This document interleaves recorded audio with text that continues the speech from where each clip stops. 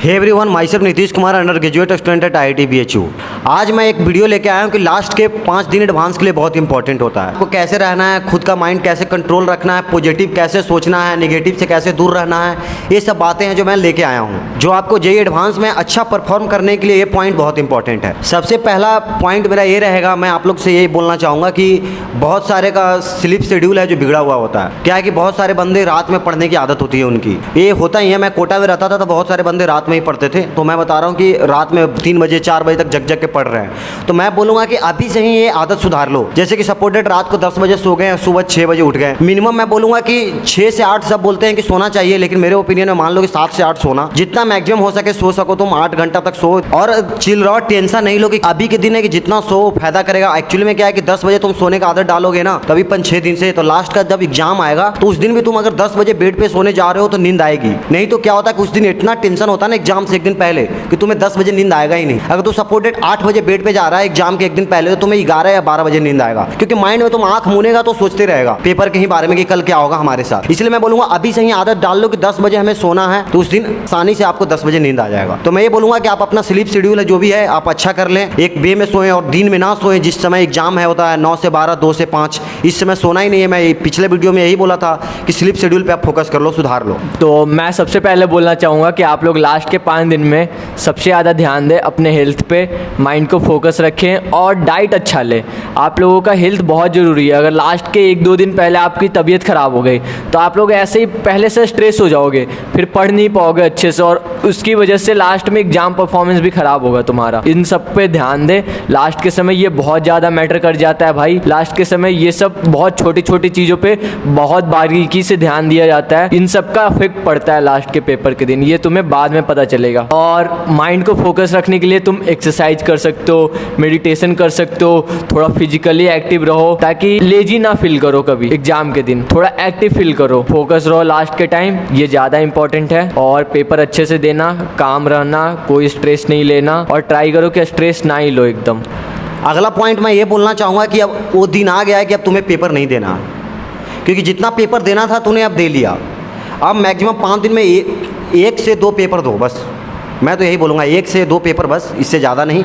बाकी बचा हुआ टाइम है वो रिवीजन पे टाइम दो, शॉर्ट नोट्स पे टाइम दो। जो तूने बनाया था, जो तुमने पेपर पास्ट ईयर दिया था या पास्ट मॉक का जो भी पेपर दिया था तूने, उसमें जो जो क्वेश्चन तुमको इंपॉर्टेंट लगे थे वो मार्क करके तूने रखा ही होगा कि ये क्वेश्चन तुम रीचेक कर लो कि ऐसा क्वेश्चन आ जाए जो तुम्हें लगा था कि हाँ ये बहुत अच्छा क्वेश्चन है, इसे मुझे देख लेना चाहिए, उसे एक बार रीचेक मार दो, ठीक ना। ये 5 दिन बहुत इंपॉर्टेंट है। रिवीजन पे ज़्यादा दो, 1-2 पेपर दो, 1-2 पेपर ऐसा दो कि जैसे एडवांस का ही पेपर दे रहे हैं, एकदम फील में। वही ब्रेक, वही टाइमिंग, 9 से 12, 2 से 5 बैठ रहे हैं प्रॉपर 3 घंटा के एकदम पैटर्न में। 6 घंटा का पेपर होता है, 3-3 घंटा का 2 शेड्यूल होता है, दोनों में बैठेंगे वैसे ही जैसे एडवांस का पेपर होता है। पूरा फील लेना। ये 5 दिन बहुत इंपॉर्टेंट है आने वाले एग्जाम में फोकस रखने के लिए। अब ये मैं बोलूँगा कि तुम्हें डिस्ट्रैक्ट नहीं होना है 5 दिन। 5 दिन डिस्ट्रैक्शन का अर्थ है कि यहाँ पे कि कोई दोस्त आके बोल रहा है तुम्हें कि भाई कोऑर्डिनेशन कंपाउंड का आइसोमेरिज्म है जो इंपॉर्टेंट है, अभी आइसोमेरिज्म पढ़ ले, तुम चल गए आइसोमेरिज्म का लेक्चर देखने। अब ये नहीं होना चाहिए।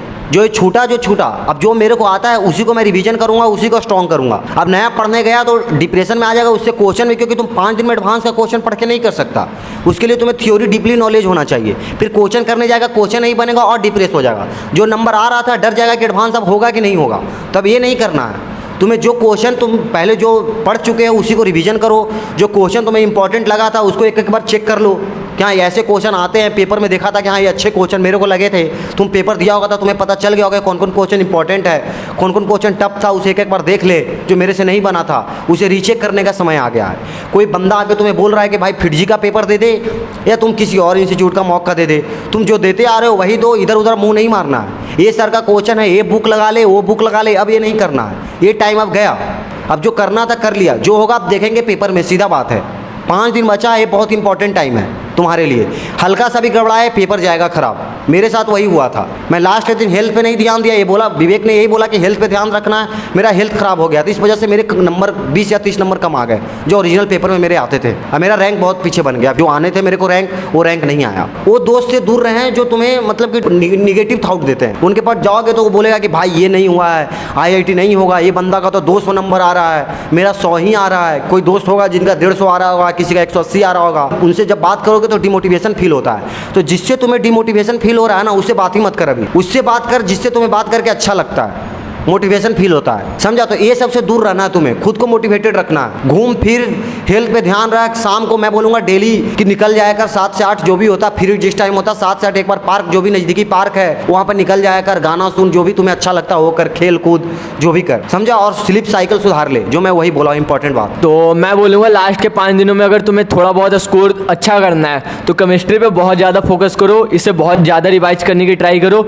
ये अगर तुम्हारा नंबर ख़राब आता है तो 10-20 नंबर लास्ट के दिन में इंक्रीज करके भी दे सकता है, और तुम्हारा कट ऑफ पार नहीं हो रहा है, पार भी हो जाएगा। इसका कुछ टॉपिक बस मेमोराइजेशन बेस्ड है, बस याद करो और डायरेक्ट क्वेश्चन आ जाता है और वो लगा के चले जाना। और केमिस्ट्री में तुम ट्राई करो, अगर अभी पढ़ना भी है कुछ तो सबसे ज़्यादा तुम केमिस्ट्री पे टाइम दो, सबसे ज़्यादा। मतलब फिजिक्स मैथ जितना पढ़ना था तुम पढ़ चुके हो, अब उसमें अब ज़्यादा पढ़ने का, न्यू टॉपिक पढ़ने से कोई फ़ायदा नहीं होगा। उसमें डीप थिंकिंग चाहिए तुम्हें उसके क्वेश्चन करने के लिए, पर केमिस्ट्री में ऐसा नहीं होता है भाई।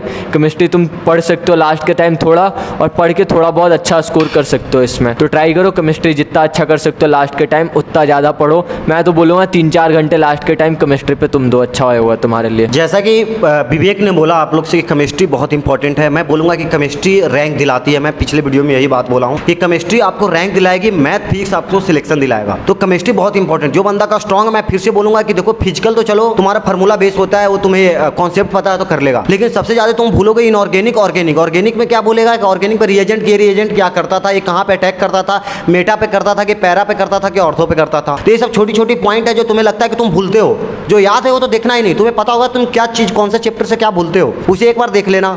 और इनऑर्गेनिक में मैं बोलूँगा कि जिसका पी ब्लॉक स्ट्रॉन्ग है, बार बार ये सब भूलने वाली चीज़ है, मेटलर्जी, ये सब चैप्टर जो इंपॉर्टेंट चैप्टर है, क्योंकि ये सब चैप्टर अगर तुम साल भर से पढ़ते आ रहे हो तो मैं मानता हूँ कि अगर जो बंदा कोई भी चैप्टर साल भर से रिवीजन करते आता है, वो लास्ट में आते आते उसका वो चैप्टर पे ऐसा कमांड हो जाता है कि लास्ट के आधा घंटा या 15 मिनट में वो पूरा चैप्टर रिवीजन कर जाता है। कोई भी चैप्टर आप देखना जिसको जो आपको पढ़े हैं साल भर, वो 15 से 20 मिनट में आप ओवरव्यू कर देंगे, हाँ ये होता है बस। तो मैं यही बोलूँगा कि 15 से 20 मिनट 5 दिन में कुछ नहीं करना, वो मेन को एक बार देख लेना है हवा में कि हाँ ये होता है, ये इंपॉर्टेंट जो था उसको थोड़ा सा 5 मिनट बेसिक टाइम दे दिए। यही मैं बोलूँगा कि इंपॉर्टेंट है, केमिस्ट्री पे ज़्यादा फोकस करना है। बात रह गया कि मैथ फिजिक्स में क्या करना है। मैथ फिजिक्स में अब तुम पूरा पढ़ने नहीं चल जाओगे। मैं बोलूँगा कि मैं जब एलेन में था तो मेरे को एक मिला था, वो फार्मूला बेस्ड नोट्स मिला था मैथ का, तो देख लेना जहाँ पे एक जगह हर एक चीज़ का फार्मूला हो। जैसे कि कोनिक सेक्शन में होता है कि लास्ट में वो कोन नॉर्मल वाला प्रॉपर्टी होता है कि y1 + y2 + y3 0 होता है। तो प्रॉपर्टी जो होता है ना, जैसे मैट्रिक्स का प्रॉपर्टी हो गया, तो ये सब देखने का, रटने वाली चीज़ें हैं ना जो भूल जा रहे हो तुम, उस पर फोकस करना है तुम्हें। कॉन्सेप्ट तो पता ही है, क्वेश्चन करना है। जो मैं बोल रहा हूँ ना कि पास्ट डेज का क्वेश्चन कर लिए, ये मैं बोल रहा हूँ कि दूसरा जो टफ क्वेश्चन आ रहा है, नहीं बन रहा है, टेंशन नहीं लेना। हाँ नहीं बन रहा है, मेरे लेवल का नहीं है, बस बात खत्म। ये एडवांस में नहीं आएगा, ये सोच के चलना जो नहीं बन रहा है ये एडवांस में नहीं आएगा। इधर उधर मुंह नहीं मारना, मैं ये बोल रहा हूँ। और जो बंदा तुम्हें डिमोटिवेट करता है उससे दूर रह। लास्ट पॉइंट मैं ये बोलना चाहूँगा तुमसे कि जो तुमसे जिनसे तुम्हें बात करके अच्छा लगता है, लास्ट में जिससे सुकून मिलता है, जो बोल सकते हो तुम, फैमिली मेंबर हो गए या कोई बचपन का दोस्त हो गया या करीबी दोस्त हो गया, वहीं होगा कोटा में जहाँ तुम पढ़ रहे होगे जिसके, तो मैं बोलूँगा जितना से जितना अभी ग्रुप में रहा कर, समझा। ग्रुप में मतलब ये नहीं कि ऐसा ग्रुप कि 2 बंदा रो रहा है कि भाई आज नहीं पढ़े हैं, अभी जा रहे हैं लेक्चर देखने, चलिए इंपॉर्टेंट है, ये नहीं बोल रहा हूँ। जो तुम्हें मोटिवेटेड करता है, जिससे बात करके तुम्हें अच्छा लगता है, तो अभी उससे बात किया कर। 5 दिन जो भी तुम्हें दिक्कत है उसके साथ शेयर किया कर कि भाई ये हो रहा है प्रॉब्लम। मम्मी से भी अगर अच्छा बात लगता है, कोई भी घर के फैमिली मेंबर हो जिनसे बात करके अच्छा लगता है, उनके एक चीज़ बात बताया कर, क्योंकि ये बहुत इंपॉर्टेंट टाइम है। अभी समझ में नहीं आएगा, अभी बोल रहे होंगे ना, तुम्हें लग रहा होगा कि सब तो यही ज्ञान दे रहे हैं कि बहुत इंपॉर्टेंट टाइम है, पढ़ना नहीं चाहिए। क्या होता है ना कि तुम 1 दिन 2 दिन पेपर मत दे के देखना, समझा। तीसरा दिन पेपर देना। तुम अगर फ्यूचर में कभी पास्ट में कभी किया होगा तो तू देखना कि 2 दिन पेपर नहीं दिया है, तीसरा दिन तू पेपर दे रहा है, तो माइंड एक अलग वर्क करता है, माइंड एकदम शार्प वर्क करता है, तेजी से एकदम पूरा एकदम तुम्हें लगेगा एकदम कलम फास्ट चलता है। सच्चाई है। अब ये मैं बोल दिया हूँ कि भैया ऐसे तो मैं 1 महीना पेपर ना दूँ तो और शार्प चलेगा, ऐसा नहीं है, ठीक है। वो 2-3 दिन का इंटरवल होना चाहिए, वो अच्छा रहता है, माइंड का रेस्ट के लिए वो अच्छा होता है, समझे। तो 2-3 दिन बहुत इंपॉर्टेंट है कि आप कैसे रह रहे हैं। 5 दिन आपको पेपर नहीं देना है, डिमोटिवेशन फील नहीं करना है, समझे। और कोई भी दिक्कत हो आप कमेंट करिए इस वीडियो पे, और अगला मैं क्वेश्चन आंसर पार्ट 2 लाऊंगा। कोई भी 5 दिन में तुम्हें ऐसा हो रहा है कुछ भी, तुम कमेंट में डाल, मैं अगला तुरंत 1 दिन के बाद एक वीडियो लाऊंगा क्वेश्चन आंसर पार्ट 2। मैं सोच रहा हूं कि जो भी तुम लोग को फील हो रहा है उसके बारे में बताऊं, किससे कैसे लड़े, तो कमेंट डाल तुम, मैं उस पर एक वीडियो ला रहा हूं। हर एक का कमेंट मैं लूंगा, उसमें जो है कि हाँ ये फील हो रहा है, मैं सब चीज़ बताऊंगा तुम्हें क्या करना है क्या नहीं करना है 5 दिन में। बस मैं बता रहा हूँ ये कर, और लास्ट में 1 दिन पेपर, एक और वीडियो लाऊंगा कि ये पेपर से 1 दिन पहले क्या करना चाहिए, सेंटर पर कैसे वर्क करना चाहिए तुम्हें माइंड को, जी उस पर लाऊंगा। चल थैंक यू, मिलते हैं अगले वीडियो में।